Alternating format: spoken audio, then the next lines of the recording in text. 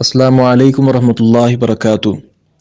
بھائی پوچھتے ہیں کہ ایک صاحب مسجد حرام میں اعتکاف بیٹھتے تھے، لیکن پچھلے سال وہ حالات کے باعث نہیں بیٹھ سکے، اور اس مرتبہ بھی جو ملکی حالات ہیں بلکہ پوری دنیا کے، تو ابھی بھی کوئی صورت ممکن نہیں ہے کہ وہ اعتکاف بیٹھ سکیں، تو کیا اس صورت میں وہ گھر میں اعتکاف بیٹھ سکتے ہیں؟ وعلیکم السلام ورحمۃ اللہ وبرکاتہ۔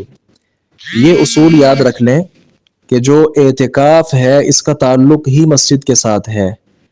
اعتکاف مسجد کے علاوہ گھر میں نہیں ہوتا، وہ مرد ہو یا عورت ہو۔ وَأَنْتُمْ عَاكِفُونَ فِي الْمَسَاجِدِ، قرآن کریم کی آیت کا یہ جو ٹکڑا ہے، اس سے مفسرین نے، فقہا نے یہ استدلال لیا ہے کہ اعتکاف کا تعلق صرف اور صرف مسجد کے ساتھ ہے۔